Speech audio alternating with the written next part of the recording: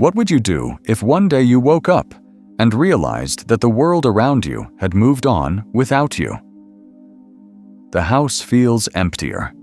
The laughter you used to hear, your children, your spouse, your neighbors, is now a distant memory. There are no more shoes by the door, no more calls that interrupt your quiet. You sit with a cup of tea, the clock ticks louder than it ever has, and you realize something terrifying. You're alone. You're not just older, you're invisible. The friends you once knew are now names carved in stone or faces in photos. Your children are living lives too busy for conversation. The job that gave you identity? Gone. The daily schedule that kept you occupied? Vanished. And in all this change, one question echoes within. What now? But here's the truth that society often hides from you. Growing old and being alone doesn't mean your life is over. In fact, it can be the beginning of the most meaningful, peaceful, and spiritually fulfilling chapter of your life. In this video, we'll walk through 5 powerful things you should do when you grow old and are left alone. These aren't shallow suggestions. They are life-altering principles, built on wisdom, reflection, healing, and purpose. And listen closely. The final section is the most important one. It has the power to completely transform your relationship with yourself and the life that lies ahead. But first, if you haven't already, make sure to subscribe to our channel, Faith Wisdom, where we share content that inspires your soul, brings clarity to your thoughts, and reminds you of the beauty and power of your own life journey. This is your sanctuary of reflection, healing, and inner strength. Now let's dive into the first principle. Number 1. Reclaim your identity beyond the roles you once played. You may have spent most of your life being someone for someone else. A father, a mother, a partner, a friend, a manager, a caretaker. You carried others on your back. You sacrificed your dreams. You placed your name behind everyone else's needs. But now, in this stage of life, when others have moved on, passed away, or become distant, something uncomfortable but profound begins to stir inside you. Who am I when no one needs me anymore? It's a painful question, but it's also an invitation.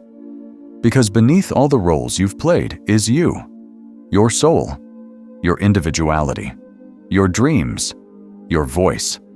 And now is the moment you reclaim all of it. This is not about pretending you're young again. This is about discovering who you are now, when no one is watching, when the applause has stopped, and the audience has gone home. You begin by asking, what did I once love but gave up? What parts of me did I silence to please others? What do I want to explore, not to be admired, but to feel alive? Maybe it's picking up a paintbrush again. Maybe it's sitting at a piano and letting your fingers find music that never had a voice. Maybe it's writing letters to yourself about your joys, your regrets, your love, your pain. Or maybe it's as simple and sacred as walking through a park alone, breathing deeply, and saying, "This is my moment. I still exist. I still matter." Reclaiming your identity also means rewriting the story you've told yourself. You are not just an old man or just an old woman. You are not irrelevant. You are not discarded. You are a soul in bloom, in a different season. The leaves may have changed colors, but the tree still stands strong, beautiful, and wise. This is your rebirth, not into someone new, but into someone true. You don't need permission to reclaim your life. You only need courage. Number 2, build a circle of purpose, not just people. Let's be honest, loneliness in old age doesn't come from the absence of people. It comes from the absence of meaningful connection. You can sit in a crowded cafe and still feel unseen. You can be in a nursing home full of chatter and still feel deeply alone. Because connection isn't just about bodies in a room, it's about souls meeting, eyes truly seeing, hearts truly hearing. Many people think the solution to loneliness is to simply find more people. But that's not the answer. The solution lies in building a circle of purpose. What does that mean? It means surrounding yourself with activities, environments, and even a few people that give your life direction, not just distraction. It might mean volunteering at a shelter, where your time brings warmth to someone shivering. It might mean joining a community garden, where your hands nurture not only the soil, but your own spirit. It might mean mentoring a young man or woman who is lost, someone desperate for the wisdom only you can give. When you serve others, you don't fade, you shine. When you pour into others, you become full again. And when you step into purpose, you become ageless. But building a circle of purpose also requires letting go of toxic relationships. If there are people in your life, even family, who only bring guilt, resentment, or pain, it's okay to release them with love. You're not obligated to carry people who make your spirit heavier. Instead, seek out souls who uplift, even if they're few. Seek out activities that awaken you, even if they seem small. Your new circle doesn't need to be large, it just needs to be true. Because when your days are filled with purpose, the absence of people no longer feels like loneliness. It feels like freedom. Number 3, create a sacred daily ritual that grounds you in peace. Here's a truth we rarely speak aloud. As we grow older, our regrets get louder. We begin to remember the things we should have said, the people we lost too soon, the dreams we never pursued, the mistakes we made when we didn't know better. And in the silence of our aging years, those thoughts become louder than ever before. That's why it's not only helpful, but essential to build a sacred daily ritual that grounds you, heals you, and gently reminds you that you're still here and you're still whole. Your daily ritual doesn't need to be religious, but it should be sacred. That means it should be done with presence, reverence, and intention. For some, it's as simple as watching the sunrise with a cup of tea and whispering a prayer of gratitude. For others, it's journaling before bed, pouring out every feeling onto the page so you don't carry it into your dreams. It might be reading wisdom literature, scripture, poetry, spiritual texts that lift your heart when it feels heavy. It might be lighting a candle every evening and reflecting on one memory that makes you smile. The act itself doesn't matter as much as the presence you bring to it, because presence is what heals, stillness is what reveals, and ritual is what transforms chaos into clarity. This daily ritual becomes your anchor. It becomes the one thing that doesn't leave you. It reminds you that even when the world is silent, your soul is not. It also invites you to forgive yourself, to forgive others, to make peace with the life you've lived, and to start honoring the life you're still living. In a world that glorifies speed and productivity, your ritual becomes your protest, your sacred declaration that peace matters more than pace. And when you commit to that space of stillness, you'll begin to notice something miraculous. Joy returns. Not the loud, temporary kind, but the soft, eternal kind, the kind that comes from within. Number 4, transform your pain into creative power. Pain is inevitable, but how you carry it, that's where your power lies. When you grow old and find yourself alone, the silence around you can become a mirror. It reflects everything you tried to avoid for years, the grief of losing loved ones, the guilt of choices you wish you could undo, the sorrow of feeling forgotten in a world that never slows down, And if you're not careful, that pain can bury you. But what if I told you that within that pain is the raw material of something sacred, your creative power? You see, pain isn't just something to endure, it's something you can transform. Your suffering, your heartbreak, your memories, your loss. It's not useless. It's a palette. It's a tool. It's a key to deeper wisdom and unimaginable beauty. Some of the most powerful pieces of art, music, writing, and spiritual insight in the world were created by people who were in pain. But instead of drowning in it, they turned it into light. And you can, too. No, it doesn't mean you have to become a world-renowned artist. But maybe, just maybe, it means you pick up that dusty notebook and begin to write again. Not to be famous, not to be recognized, just to release the pressure building inside your chest. Maybe you tell your story. Write about what it felt like to lose someone. Write about how strong you had to be to keep going. Write about the way the sunlight used to look through your childhood window. Because when you give your pain a voice, it loses its power to haunt you, and it gains the power to heal you and others. Or maybe your creative release is in painting, or in singing, or in carving wood, or in dancing alone in your living room. Whatever it is, do it not to impress, but to express.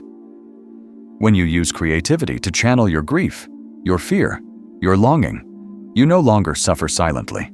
You speak the unspeakable, and in doing so, you rise above it. Even gardening can be creative. Taking a barren space and filling it with color and life is a sacred act. It's a metaphor for what you're doing with your own heart. And here's the beautiful twist. When you create, you no longer feel like time is slipping away. You no longer wake up dreading the day. Because you're building again, not with bricks or business, but with soul and truth. This is how you reclaim your story. This is how your pain becomes a legacy, not of misery, but of meaning. Number 5, prepare your spirit for eternity. The most important step. This is the final section, and it is the most important one. Because at some point, when you're old and alone, a quiet question begins to visit you in the middle of the night. What happens when this is over? You stare at the ceiling in the dark. You wonder what will happen when the breath leaves your lungs for the last time. Will anyone remember you? Will your life have mattered? Will you be alone again on the other side? This is not a moment for fear.